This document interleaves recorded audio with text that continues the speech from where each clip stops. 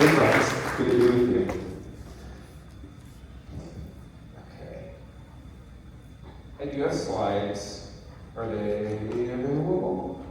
There we go, thank you. All right. Disability justice is how we win. I mean that literally.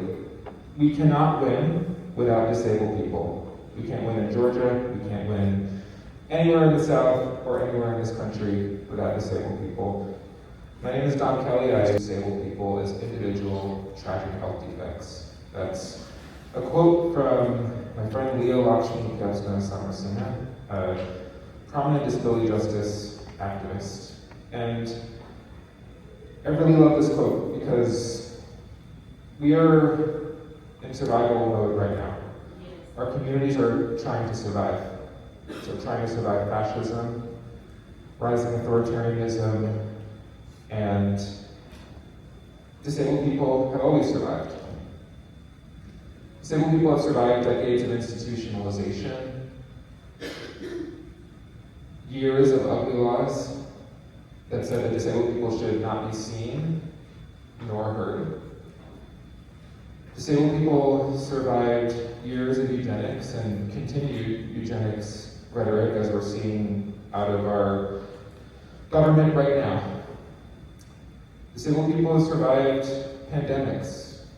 Recently, the ongoing COVID-19 pandemic that has led to the deaths of millions of disabled people across this planet and many, many here in Georgia.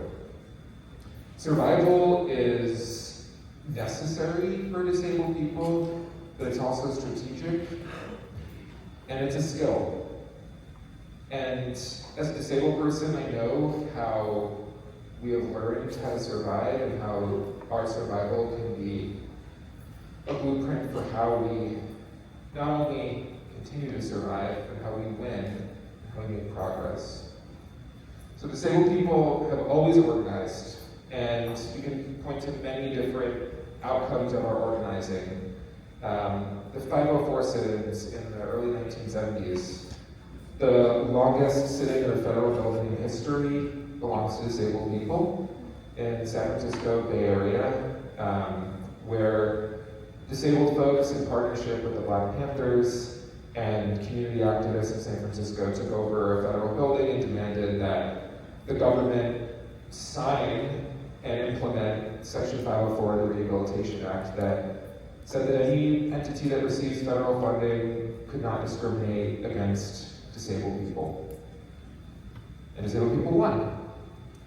Disabled people then went on to take their wheelchairs in Colorado and block streets and demand that local government make their streets and their infrastructure and their sidewalks accessible, and they won. And disabled people crawled up the steps of the Capitol in Washington, D.C. in 1990 and demanded that the Americans with Disabilities Act be signed into law. And disabled people won. Just last year, actually it was just this year in Georgia, we banned sub-minimum wage.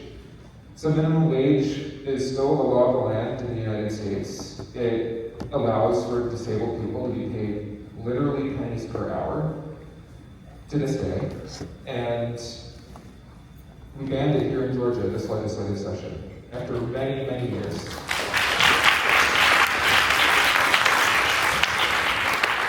After many, many years of fighting.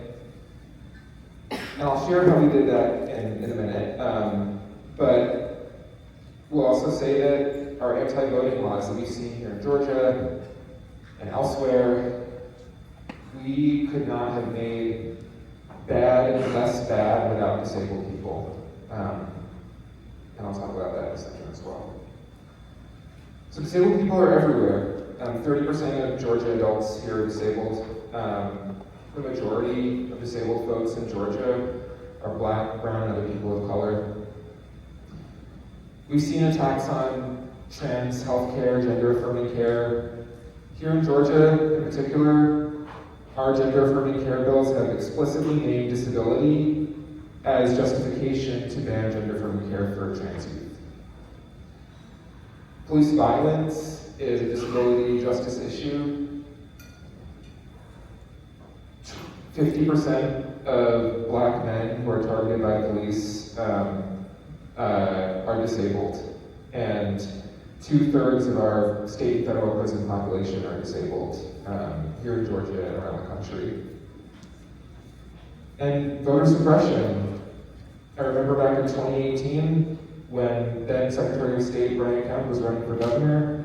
He tried to close 9 polling places in Randolph County, saying that those polling places were inaccessible for disabled people, were not ADA compliant, when in reality it was an attempt to suppress the votes of Black folks. But that's not new. That is a tactic that people in power, people on the right have attempted to use to suppress the votes of disenfranchised Black and brown people for a long time on the backs of disabled people. This is just one snapshot of how everything that's happening in this country, everything that has happened in this state, has impacted disabled people. And I think it's important to say that disabled people literally live at the intersection of every single community. When we are out talking to voters, you are undoubtedly talking to disabled voters. And yet, there is no data to tell us which voters are disabled and which aren't. If we go into our voter files, you cannot pull a list of disabled voters. And that's a problem. That's a problem because we can't target our messaging to disabled voters.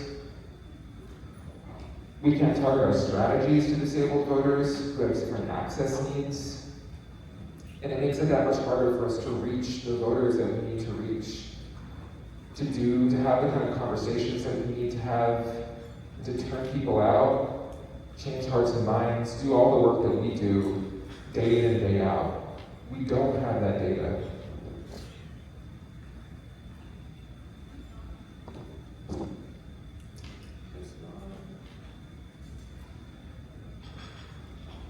There we go. This is a long quote, I'm going to read it. So many people have demonstrated when you're a free person, you have an obligation to help other people get free. It's our responsibility to make this world more just and loving, to fight for people to have all the things they deserve, as people have fought for us. We get much further in all our endeavors when we lift up our people as we work. This is very different than the message mainstream society tells us to focus on, our own immediate needs. This is very different from the message we hear that disabled people have nothing to offer. That's from Stacey Park Milburn, who passed away in 2020 from COVID. So I'm going to talk about how we win, but I do want to share an example. In 2023, my organization joined some coalition to figure out how we stop disabled people in Georgia from being institutionalized. And we have a waiting list in Georgia of over 8,000 people who are waiting for waivers to give them care in their own homes instead of in institutions. And what we found was that the same old strategies were not working. That's to no fault of the disability community and our ecosystem here. It just hasn't worked. Historically, year after year, we get maybe 100 waivers funded, Medicaid waivers funded, for folks who are waiting for care. This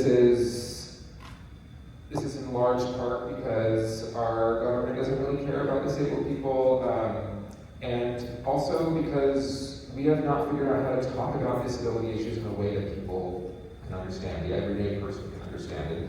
If I talk about home and community-based services, that's a kind of a niche policy, wonky thing.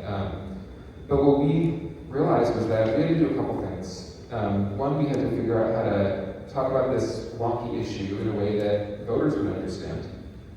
And we had to build a broader coalition. So what we did was develop a messaging campaign that was in plain language. Everything, the way we talked about the issue was not complex, it was simple, and it focused on the way people's tax dollars were being spent or not spent.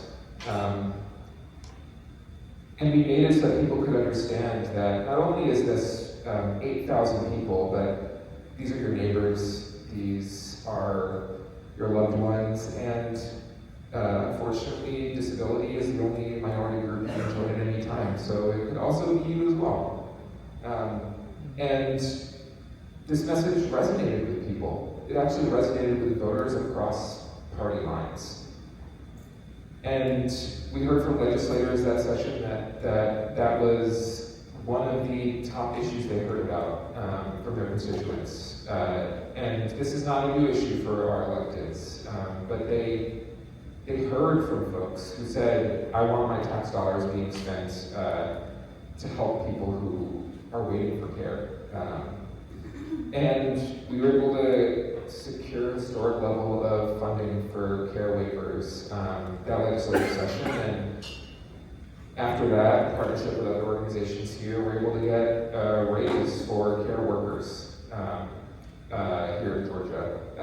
And that was a team effort. And one of the things that we did as well was we showed the data. We actually showed the data for the first time to say that the majority of people who were waiting for waivers were Black folks here in Georgia. We're able to show that this is actually a racial justice issue just as much as it is a disability justice issue. And that moved people, it moved voters, and we were able to win that campaign. And I share that because we had a coalition of folks across the ecosystem, not just disability organizations. We had a message that was accessible and plain and easy to understand. And that's how we win. That is how we win in this moment, that's how we win in the future. We have to build accessible campaigns.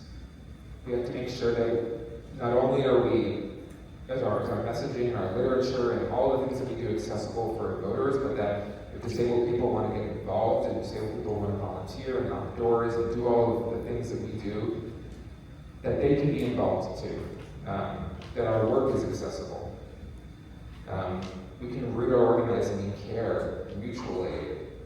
Right now, our organizing is rooted in building care webs that people can give each other care, and then we do deep political education and mobilize those folks as we make sure they have access to the resources they need to survive.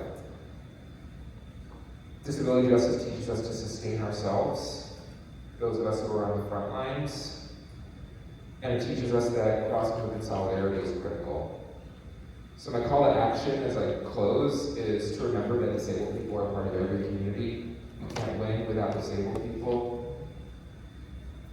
And if you want to build accessible campaigns, come see me. I'd love to partner. I'd love to tell you more about how we do that. Thank you so much.